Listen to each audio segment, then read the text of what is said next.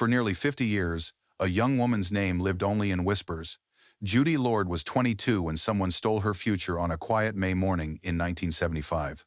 Her apartment showed signs of struggle, but no forced entry, no motive, no suspect. The killer walked Concord's streets, ordinary and invisible, until time itself betrayed him. Science slept, evidence waited, and when truth finally stirred from its long silence, it spoke a name everyone had forgotten, a neighbor who had died decades before justice could reach him. The morning was overcast when police arrived at the apartment building on Pleasant Street. Clouds hung low over Concord, casting the neighborhood in gray light. The emergency call had come in just after 8, frantic and incoherent. Now patrol cars lined the curb, their lights silent but insistent. Detectives stepped from his vehicle and surveyed the modest brick structure. Neighbors gathered on the sidewalk, hands pressed to mouths, eyes wide with disbelief. Concord was a city where people knew each other's names, where doors stayed unlocked and children played until dusk. Violence felt foreign here, something that happened elsewhere. He climbed the stairs to the second floor. The door to apartment 6 stood open, held by a uniformed officer whose face had gone pale. Detective nodded and entered. Inside, the air felt still, trapped. A lamp lay broken on the floor. A chair rested on its side. The living room showed signs of disturbance but no ransacking. Nothing appeared stolen. The television remained. A purse sat untouched on the kitchen counter. Detective moved deeper into the apartment. In the bedroom, Judy Lord lay motionless on the floor. Her eyes were closed, her body positioned awkwardly, as though she had fallen and never risen. He knelt beside her, careful not to disturb the scene. The marks on her neck were unmistakable. Dark bruises traced the path of hands that had pressed with terrible intent. Strangulation, quick, brutal, and personal. He stood slowly, his chest tightening. 22 years old. Her whole life ahead of her. The forensic team arrived and began their work. Photographs captured every angle. Fingerprint powder dusted surfaces. Evidence bags collected fiber samples, strands of hair, anything that might hold a clue. Outside, the murmurs grew louder. Neighbors exchanged theories, their voices edged with fear. Detectives stepped onto the landing and addressed the crowd. "We're investigating," he said. "If anyone saw or heard anything unusual last night, please speak with an officer." A woman in a floral dress raised her hand. "Was it a break-in?" "We're still determining what happened." "Is it safe?" another voice called. "Should we lock our doors?" Detective paused. He wanted to offer reassurance, but honesty mattered more. "Until we know more, yes, be cautious." The crowd dispersed slowly, reluctance in every step. Detective returned inside. The apartment revealed its secrets incrementally. No forced entry meant Judy likely knew her attacker, or at least trusted them enough to open the door. The struggle had been brief. A lamp knocked over, a chair displaced, but nothing suggesting prolonged combat. Detective examined the front door. The lock showed no damage. The chain hung loose, undisturbed. Whoever killed Judy Lord had walked in without force. He returned to the bedroom. The forensic photographer finished and stepped aside. Detective studied Judy's hands. Her fingernails were intact, but beneath them, faint traces of something darker, skin perhaps.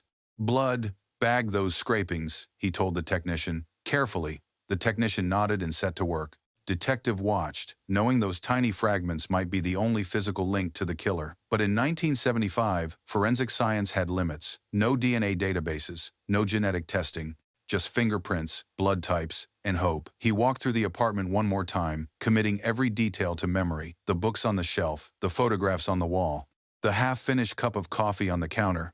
"Judy's life," interrupted mid-sentence. Detective closed the door gently as they carried her body out. The hallway felt colder now, emptier. He descended the stairs and stood on the sidewalk, watching as the coroner's van pulled away. Concord's quiet morning had shattered. A nightmare had begun. The detective's desk at headquarters became a landscape of evidence. Photographs pinned to corkboard, witness statements stacked in folders, floor plans sketched on legal pads. Every item told part of the story, but none revealed the ending.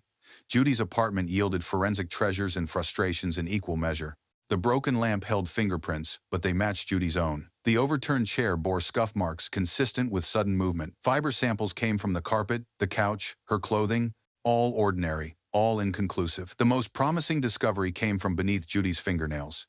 The medical examiner's assistant had scraped carefully, preserving biological material that suggested a struggle. Skin cells, possibly blood. The samples were too small for immediate analysis, stored instead in evidence envelopes marked with case numbers and dates. Detectives studied the crime scene photographs again. The apartment's layout was simple. living room, kitchen, bedroom, bathroom.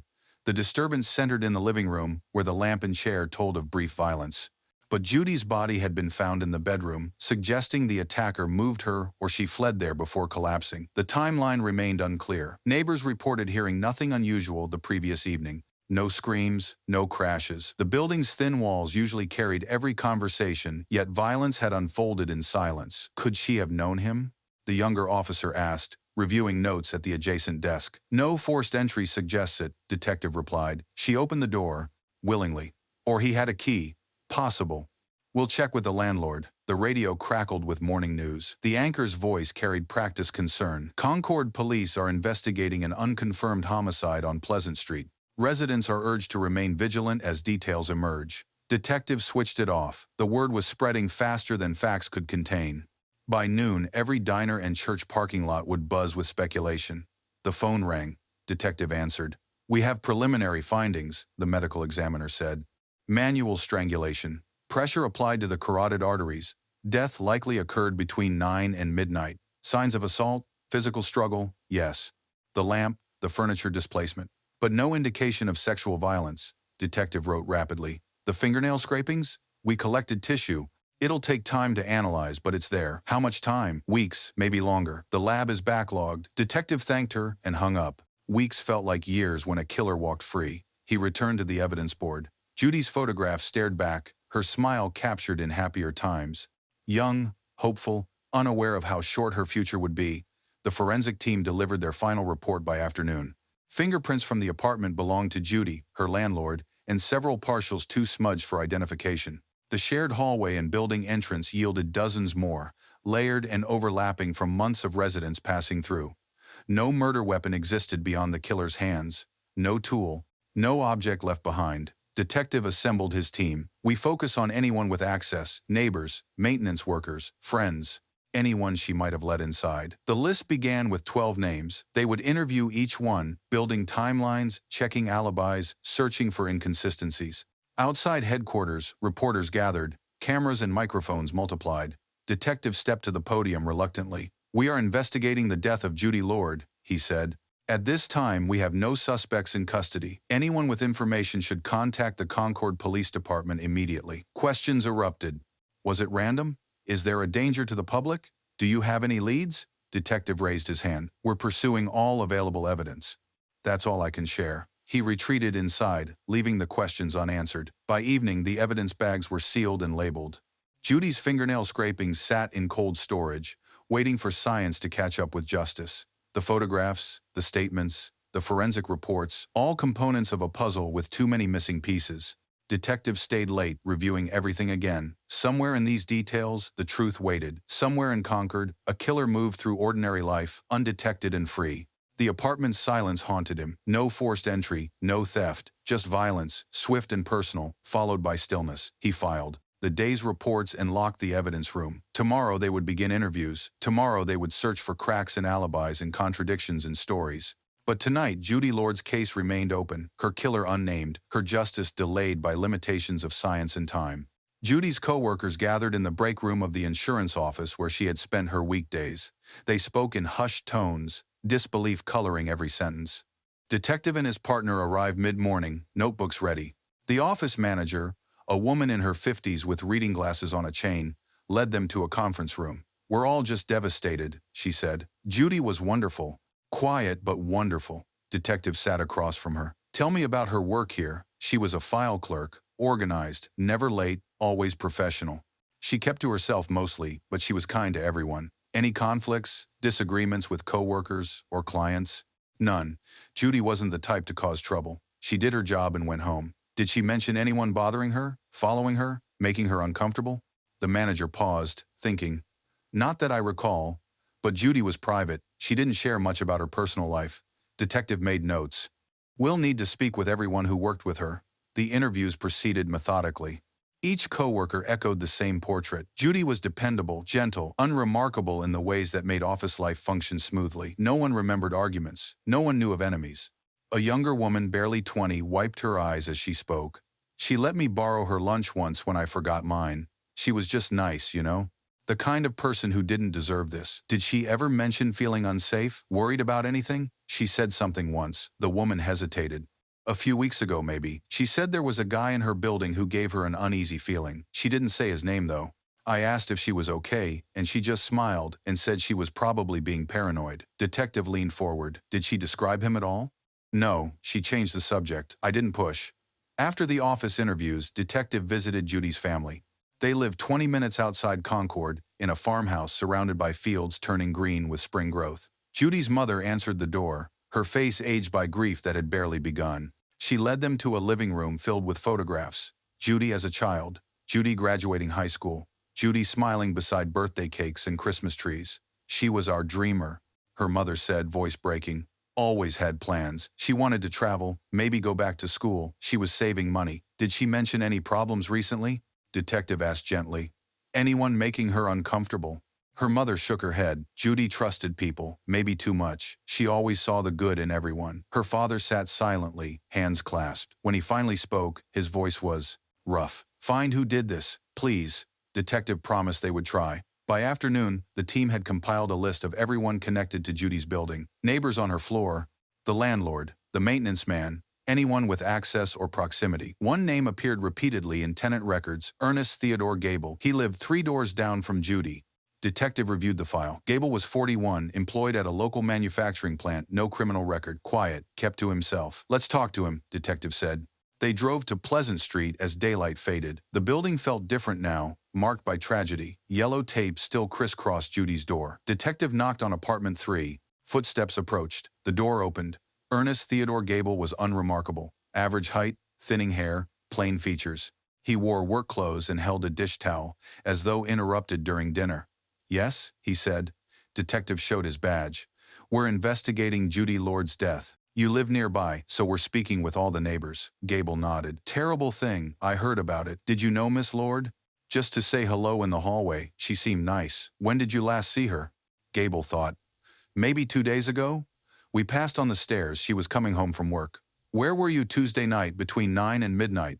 Here. I got home from work around 6, made dinner, watched television, went to bed around 11. Anyone verify that? I live alone. Detective made notes. Did you hear anything unusual Tuesday night? Noises from her apartment? Voices?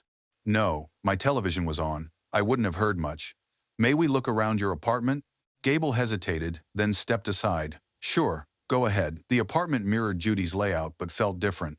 Sparse furnishings, clean but impersonal. Detective and his partner walked through each room. Nothing appeared unusual. No signs of violence, no evidence of disturbance. In the kitchen, dirty dishes filled the sink. A newspaper lay folded on the table, dated Tuesday.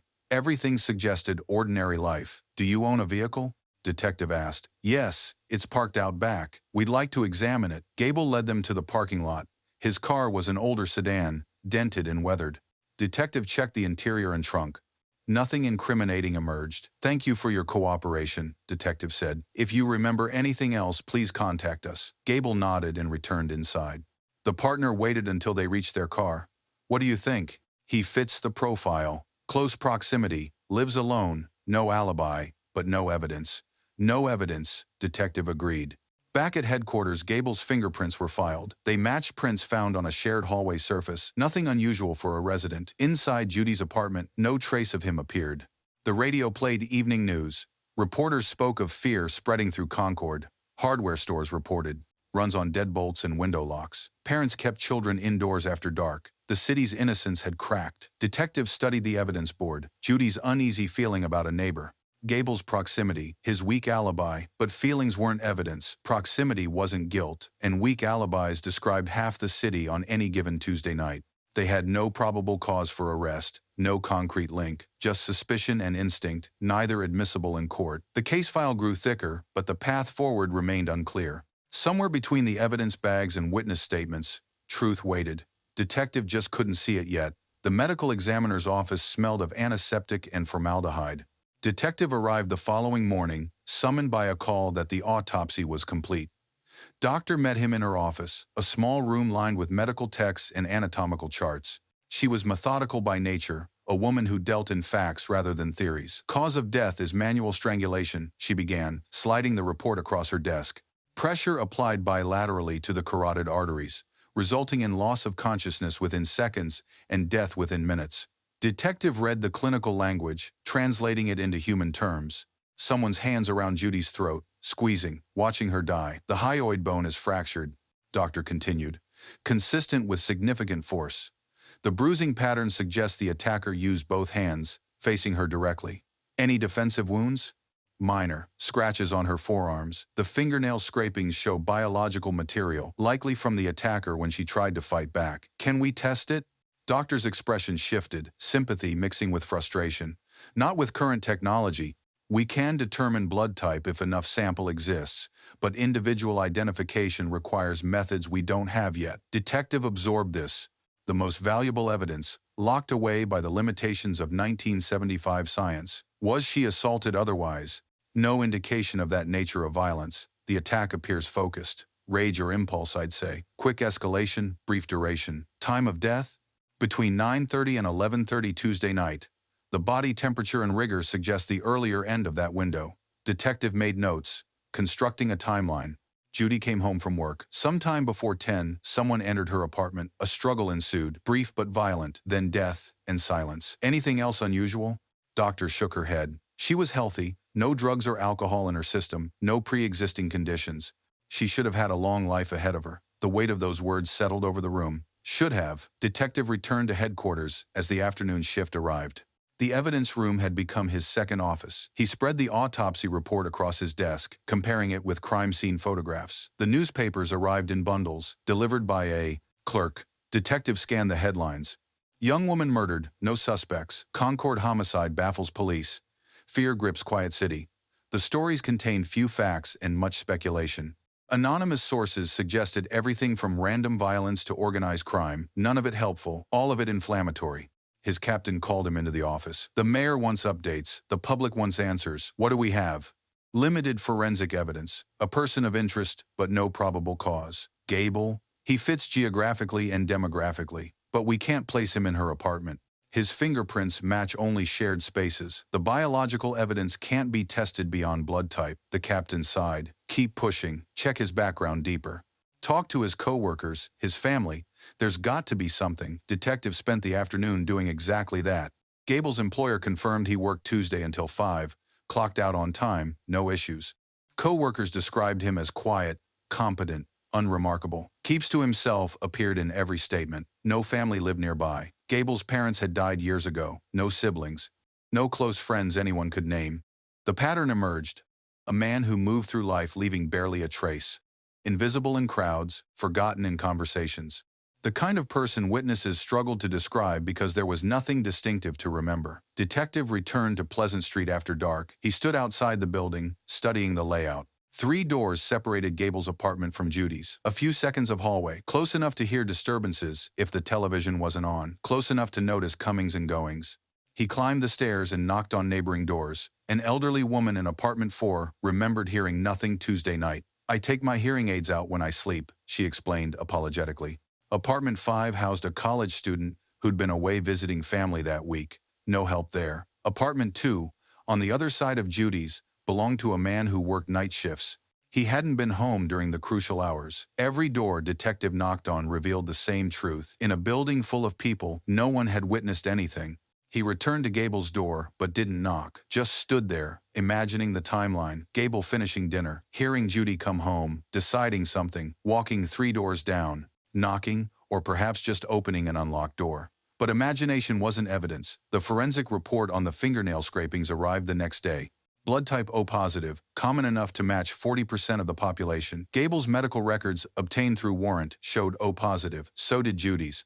The finding proved nothing. Detective filed the report with growing frustration. Every lead ended in ambiguity. Every test returned inconclusive results. The case was stalling, grinding against the limits of what 1975 could prove. Weeks passed, more interviews, more dead ends. Gable remained cooperative when questioned again, his answers consistent, his demeanor calm.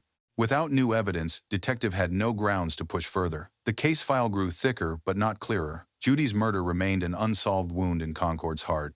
Public pressure mounted, then gradually faded. Other news replaced the headlines. The hardware store stopped selling out of deadbolts.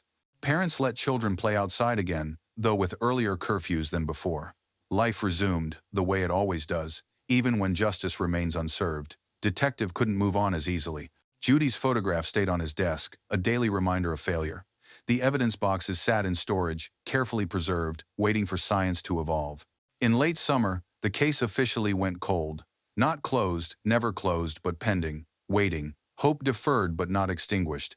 Detective promised himself he'd revisit it someday, when technology caught up with truth. He promised Judy's memory that much: the fingerprints, the blood type, the fingernail scrapings, all preserved in evidence bags marked with case numbers and dates, filed in a room where cold cases waited for resurrection. Ernest Theodore Gable continued his ordinary life 3 doors down from where Judy Lord had died. Quiet, unremarkable, free. The years moved forward, carrying Concord with them, while Judy's case remained frozen. In 1975, Detective retired in 1983. His replacement inherited a filing cabinet full of unsolved cases, Judy's among them.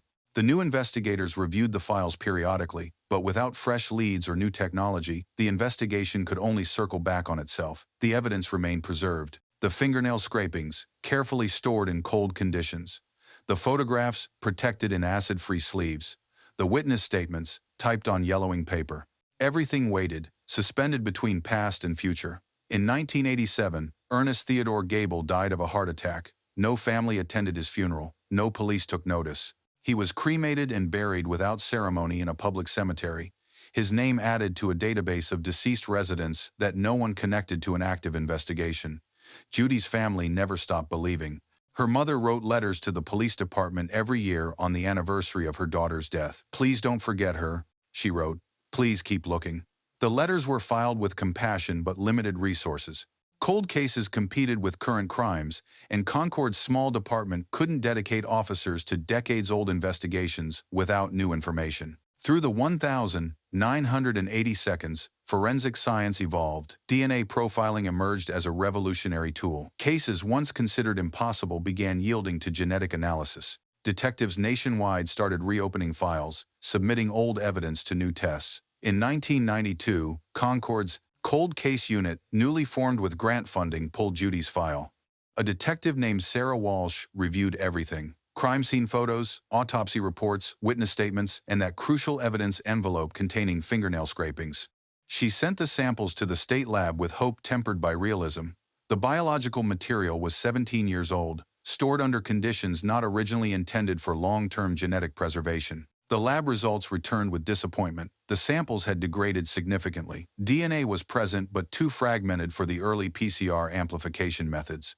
The technology existed but couldn't overcome time's erosion. "Keep the sample," the lab technician advised. "Methods improve every year. What we can't do today might be possible tomorrow." So the evidence returned to storage, still preserved, still waiting. Through the 1,990 seconds and into the 2000s, DNA technology advanced in leaps. Smaller samples became testable, partial profiles became readable. Cold cases from the 1,960 seconds and 70 seconds began solving at rates unimaginable when the crimes occurred. But Judy's sample remained borderline. Each time the cold case unit resubmitted it, the answer came back similar: promising but insufficient. The degradation was simply too severe for consistent profiling.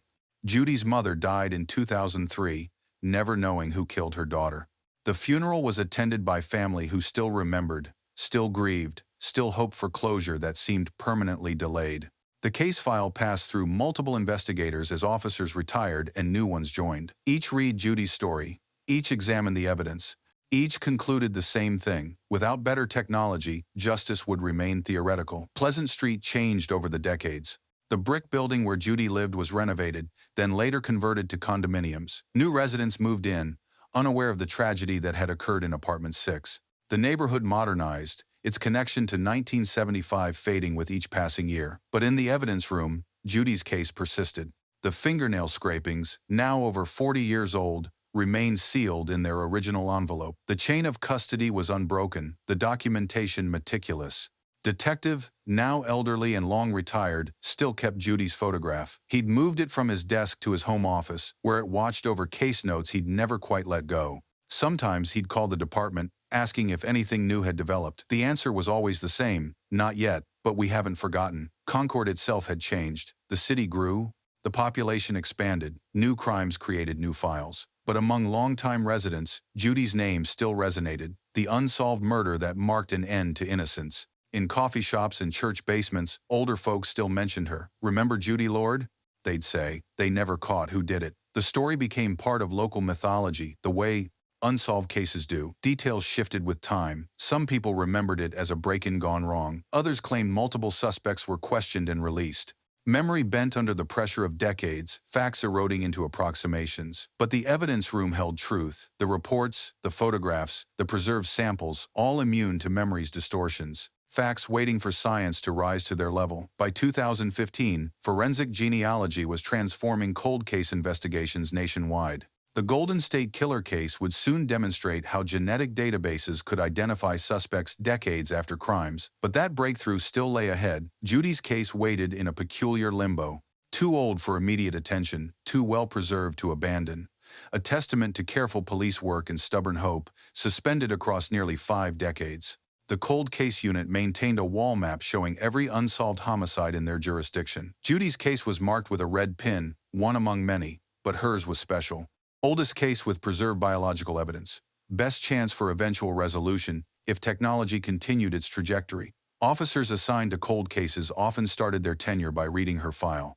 It became a rite of passage, a reminder of why their work mattered. Judy Lord, forever 22, forever waiting for justice, delayed but not denied. The years accumulated like snowfall. 1975 became history, then ancient history, then something younger officers learned about in training, like a fable with forensic implications. But beneath all those years, the evidence persisted, and somewhere in databases and archives, a truth waited to be excavated. The breakthrough came in 2023, when advances in DNA amplification reached a critical threshold. A new cold case unit detective, Marcus Thompson, reviewed Judy's file as part of a systematic reassessment of all unsolved homicides. The department had received grant funding specifically for forensic genealogy applications, and Thompson's mandate was simple: identify every case with preserved biological evidence and determine testability. Judy Lord's case topped the list. Thompson contacted the state's forensic laboratory, which had recently acquired equipment capable of processing extremely degraded samples. Mini-STR analysis, combined with advanced amplification techniques, could now extract profiles from samples once considered hopeless. "We can try," the lab supervisor said. "But understand, after 48 years, we're pushing the limits of what's scientifically possible." Thompson authorized the testing. The fingernail scrapings, preserved since 1975, were carefully extracted from their evidence envelope and transported under controlled conditions. The lab worked for weeks. The process was painstaking, isolating genetic material atom by atom, amplifying fragments, attempting to construct a coherent profile from degraded by happen pieces. Thompson checked daily for updates. Each call returned the same message: still processing. Then, on a Wednesday morning in November, the lab supervisor called with different news. "We have a profile, partial but consistent, male donor, distinct from the victim." Thompson's hand tightened on the phone. "How confident are you?" "Enough to run it through databases. The markers we recovered are solid. If there's a match in CODIS or a genealogy database, we'll find it." The profile was uploaded to law enforcement databases first. CODIS, which contained DNA from convicted offenders, returned no hits. The killer had either died without arrest or never committed another crime that resulted in genetic collection. Thompson then authorized genealogical database searching, a newer technique that compared crime scene DNA to profiles voluntarily uploaded by people researching their family trees. The search ran overnight. By morning, results appeared: several potential relatives, ranging from second to fourth cousins. None were perfect matches, but collectively they formed a genetic constellation pointing toward a specific family tree. Thompson contacted a forensic genealogist who specialized in cold case investigations. She began the painstaking work of building family trees backward and forward through time, identifying individuals who would share genetic markers with the crime scene profile. The work took weeks. Birth certificates, marriage records, obituaries, census data, all mined to construct lineages. The genealogist traced branches, eliminated possibilities, followed genetic breadcrumbs through generations. Finally, she called Thompson. "I have a potential suspect, matches the age range, lived in Concord in 1975, and fits the genetic profile perfectly." "Who?" "Ernest Theodore Gable. Died 1987. Thompson pulled records. Gable had been interviewed in the original investigation. He'd lived 3 doors from Judy. The 1975 detectives had suspected him but lacked evidence for arrest. "Can we confirm the match?" The genealogist explained. "If you have any preserved DNA from Gable autopsy samples, medical records, anything we can test directly. Otherwise, we'd need samples from living relatives." Thompson searched death records. Gable had been cremated, no tissue samples preserved, no children, parents deceased. But the genealogist identified a niece living in Vermont, daughter of Gable's deceased sister. Thompson drove north. The niece, now in her 60s, was shocked by the visit but cooperative. "Uncle Ernie? He was quiet, lonely, I barely knew him." She provided a cheek swab voluntarily. The sample went to the lab for comparison. 2 weeks later, the results arrived. Direct familial match. The DNA beneath Judy Lord's fingernails belonged to Ernest Theodore Gable, with a probability exceeding 99.9%. Thompson sat with the report, emotion and frustration warring inside him. Justice had arrived 48 years late. The killer had died free in 1987, never charged, never punished, but truth had finally emerged. He called the original detective, now 91 and living in an assisted care facility. The old man's voice trembled when he heard the news. "Gable, I always thought it was him, but we couldn't prove it. Thank God you could." Thompson assembled his team. The verification process was critical. Multiple tests, multiple labs, independent confirmation. The prosecution couldn't happen, but the announcement would. Judy's name would finally be joined with her killer's. Additional testing confirmed the findings. 3 separate laboratories returned identical results. The genetic evidence was irrefutable. Thompson visited Judy's surviving family, a niece, and 2 younger cousins who remembered Judy only through family stories. They gathered in a living room filled with old photographs. "We've identified your aunt's killer," Thompson said. "Ernest Theodore Gable, a neighbor. He died in 1987, but the evidence is conclusive." The niece wept. Not from joy, there could be no joy here, but from the release of decades-long tension. "We never stopped hoping," she whispered. "Never." Thompson prepared a press conference. The announcement would serve multiple purposes: closure for the family, vindication for the original investigators, and a message to other families waiting for cold case resolutions. The conference room filled with reporters. Cameras multiplied. Thompson stood before microphones, Judy's photograph beside him. In May 1975, Judy Lord was murdered in her Concord apartment. For 48 years, her case remained unsolved. Today, through advances in forensic science and genetic genealogy, we can definitively identify her killer. He paused, letting the moment settle. Ernest Theodore Gable, a resident of Judy's building, strangled her to death. DNA evidence recovered from the crime scene and preserved for nearly 5 decades matches Mr. Gable with scientific certainty. He died in 1987, so prosecution is impossible, but truth has been established. Judy Lord's family finally has answers. The room erupted with questions. Thompson answered methodically, explaining the science, the investigative process, the preservation of evidence across generations. That evening, the story dominated local and national news. 48-year cold case solved. DNA identifies 1975 killer. Justice delayed, truth delivered. Social media filled with reactions. Some celebrated the closure, others lamented that Gable had died unpunished. Many expressed gratitude for the detectives who'd never given up. Thompson returned to his office late that night. The evidence board, covered with Judy's case materials, could finally come down. He placed a new marker across her photograph. Solved, identified. The work wasn't finished. Reports needed writing, evidence needed, final archiving. The family needed continued support, but the core mission had been accomplished. Judy Lord's killer had a name. Science had spoken across 5 decades. And in the evidence room, those carefully preserved fingernail scrapings had finally fulfilled their purpose. Truth had waited a lifetime, but it had waited patiently, and it had won. The revelation rippled through Concord like seismic waves, awakening memories long dormant. In coffee shops and grocery store aisles, residents who'd lived through 1975 shared their recollections. "I remember that summer," an elderly woman told a reporter. "We locked everything, didn't trust anyone, and now we know it was just some guy in her building. Ordinary as anyone." Pleasant Street attracted visitors now. People stood outside the old brick building, taking photographs, filming TikTok videos recounting the story. The current residents found the attention uncomfortable but understood its source. History had occurred here, and history demanded acknowledgement. The Concord Monitor ran a retrospective piece, printing the original 1975 articles alongside contemporary analysis. The contrast was stark. Then, fear and speculation. Now, resolution and science. One article from 1975 caught attention. A photo showed Ernest Theodore Gable among a group of neighbors interviewed after Judy's murder. He stood in the back row, unremarkable, his face bland and forgettable. The caption read, "Residents express shock at tragedy." Shock perhaps, guilt certainly, though no one had known it then.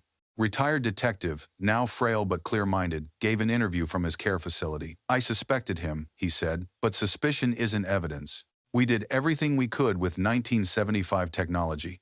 It took 48 years for science to prove what instinct suggested all along." The reporter asked if he felt vindicated. "I feel sad," he replied. Judy never got to live her life. Her family waited decades for answers. Gable died free. There's no victory here. Just truth, finally spoken. Forensic experts nationwide cited Judy's case as exemplary of cold case best practices. The meticulous evidence preservation, the refusal to discard samples despite repeated test failures, the commitment to periodic reassessment as technology advanced. A law enforcement journal published a detailed article analyzing the investigative timeline. It became required reading in forensic science programs, illustrating how patience and scientific progress could intersect to achieve justice. In Vermont, Gable's niece processed her own complicated emotions. She'd provided the DNA sample, enabling the match. Now she carried knowledge she'd never sought. Her uncle had been a killer. "I barely knew him," she told detectives during a follow-up interview. "He wasn't part of our lives. But still, knowing what he did, it's hard." Thompson assured her she'd done nothing wrong. "You helped give a family peace. That matters." Judy's surviving family held a private ceremony at her grave. They placed a new marker beside the headstone. "Justice found, November 2023. The niece spoke to gathered relatives. "For so long, we lived with not knowing. That silence was its own kind of torment. Now we know. It doesn't bring her back, but it honors her memory with truth." Thompson attended, standing respectfully at the ceremony's edge. The family invited him forward, thanking him. He deflected credit to the team, to technology, to time itself finally revealing what it had hidden. In Concord's police headquarters, the cold case unit experienced renewed attention. Other families with unsolved cases called, asking if their loved ones' files might yield to similar methods. Thompson reviewed each case systematically. Some had preserved biological evidence, others didn't, but every family deserved honesty about possibilities. 2 additional cases were flagged for advanced DNA testing. The work continued, inspired by Judy's breakthrough. Local schools incorporated the case into curricula. Biology classes discussed DNA technology. History classes examined how investigative methods evolved. Journalism classes analyzed media coverage across 5 decades. Judy Lord became more than a victim. She became a symbol of perseverance, of the long arc bending toward truth. Social media threads explored the case's broader implications. Why had Gable killed her? The question remained unanswered. He'd taken his motive to the grave, leaving only the fact of the crime. True crime podcasters produced episodes. Most were respectful, focusing on the investigative process rather than sensationalizing violence. The family declined most interview requests, preferring privacy over publicity. But one podcast, produced by a retired forensic scientist, examined the case technically. The preservation methods, the amplification challenges, the genealogical triangulation. It became essential listening for law enforcement professionals. In the evidence room, Judy's case materials were permanently archived. The fingernail scrapings, having served their ultimate purpose, were cataloged as historical artifacts. Future forensic students would study them, understanding how single samples could bridge half a century. The original crime scene photographs, once grim evidence, became historical documents. They told a story not just of tragedy but of determination, police, scientists, and family refusing to let silence become permanent. Gable's photograph circulated widely now. His ordinariness struck everyone. No warning signs visible in his bland features. No monster lurking in his unremarkable face. Just a man who'd hidden darkness beneath everyday normalcy. Experts in criminal psychology analyzed the limited information available about him. He'd killed once and apparently stopped, either from fear of capture or satisfaction of impulse. His cooperation during the original investigation suggested either innocence or extraordinary self-control. He bet on technology never catching up, one profiler noted.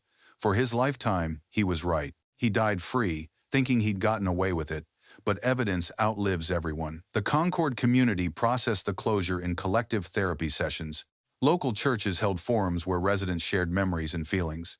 The police department offered counseling resources. A common theme emerged: relief mixed with unsatisfied anger. Justice had arrived, but not in time to confront the guilty. Truth felt incomplete without consequence. Thompson addressed these concerns in public statements. Posthumous identification isn't perfect justice, he acknowledged, but it's meaningful. It tells other families to keep hoping. It warns future criminals that evidence persists, and it honors victims by refusing to forget them. Judy's story appeared in a documentary series about cold case breakthroughs. The episode traced her life, her death, and the decades-long investigation.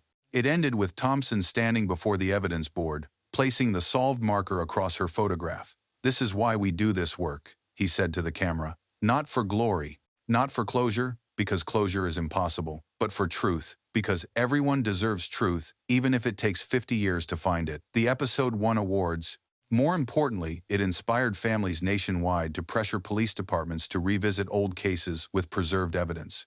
Judy's name, spoken in grief for so long, now carried a different weight. Not just victim, but catalyst. Not just tragedy, but transformation. Concord's peace, fractured in 1975, couldn't be restored completely. Too much time had passed. Too many people had lived with fear and uncertainty. But acknowledgement mattered. Knowing mattered. The city could finally exhale, carrying Judy's memory forward without the burden of unanswered questions. Her killer had been named. Science had triumphed over time, and truth, patient and inevitable, had emerged from nearly 50 years of darkness. Dawn broke over Concord, painting the city in soft November light. The streets were quiet, that particular stillness that precedes morning traffic and school buses. Detective Thompson stood on a hillside overlooking the city. Below, Concord spread out in peaceful geography neighborhoods, churches, the state capitol dome catching early sun. Somewhere down there, Pleasant Street continued its ordinary existence. People woke in apartments where tragedy had once occurred, unaware or indifferent to history beneath their feet. Life proceeded, the way it always does, indifferent to the past. But the past had spoken, finally, irrevocably. Thompson thought about the chain of custody that had preserved Judy's evidence. The 1975 detective who'd carefully labeled those fingernail scrapings. The evidence clerks who'd maintained storage conditions across decades. The lab technicians who'd attempted testing repeatedly, never discarding samples despite failures. Each person in that chain had contributed to eventual justice. None knew if their efforts would matter. They'd simply refused to give up. That refusal mattered most. Thompson's phone showed messages from other cold case detectives nationwide. Congratulations. Questions about methodology. Requests for advice on similar cases. Judy's solution had rippled outward, inspiring renewed efforts elsewhere. Other families would receive calls. Other cases would be reopened. Other truths would emerge from decades of silence. The sun climbed higher. Thompson checked his watch. Time to return to headquarters. New cases waited. Old cases demanded attention. The work never ended, because justice never finished. But today, this morning, he allowed himself a moment of quiet satisfaction. Judy Lord's killer had been identified. Her family had answers. Truth had prevailed. Not perfect justice. Gable would never face trial, never answer questions, never experience consequences. But truth itself was consequence. His name would forever be linked with murder, his memory tarnished, his anonymity destroyed, and Judy's name would be remembered differently now. Not just as victim, but as the woman whose case proved patience could defeat time. Thompson descended the hillside toward his car. The city woke around him. Coffee shops opened. Traffic accumulated. Children boarded school buses. Ordinary life in all its mundane beauty. Life Judy Lord should have lived. But her death hadn't been meaningless. Through her, cold case methodology had been validated. Through her, families gained hope. Through her, science demonstrated its power to excavate truth from decades of burial. At headquarters, the cold case unit gathered for morning briefing. Thompson updated them on final case documentation. The report would be filed with exhaustive detail, preserved for future investigators studying genetic genealogy applications. "What's next?"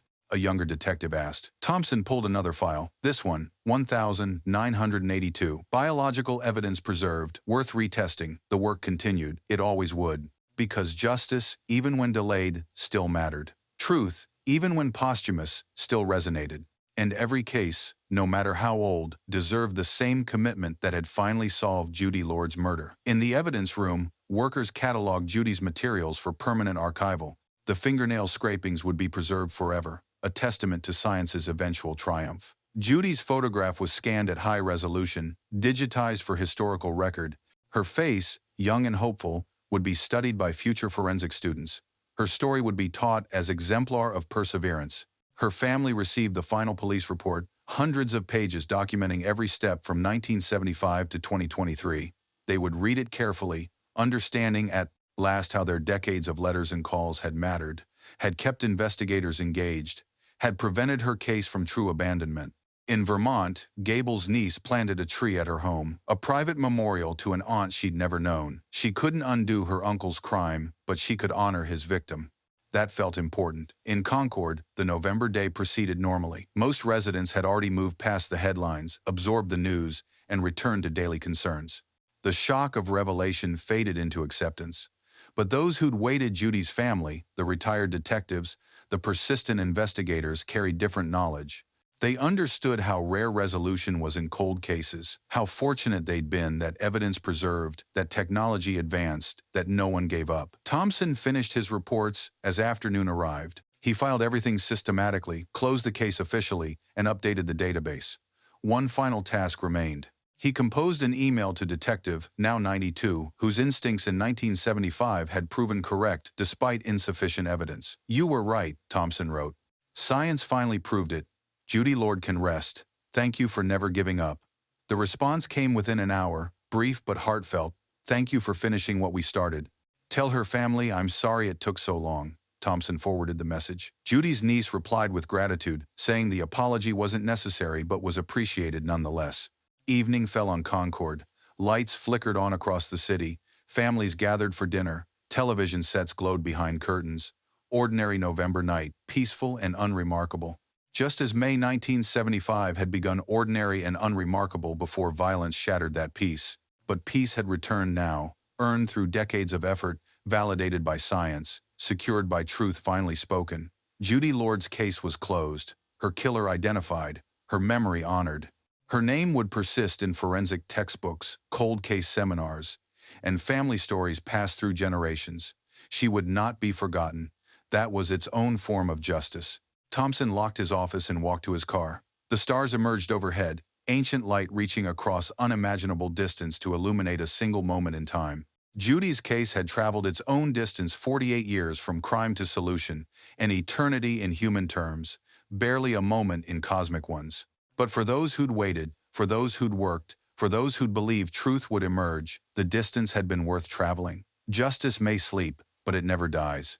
Truth may hide, but it never vanishes, and every victim deserves witnesses who refuse to let silence become permanent. The stars brightened, the city rested, and somewhere in the vast archive of solved cases, Judy Lord's name shone quiet and clear, a constellation marking truth's patient journey through time.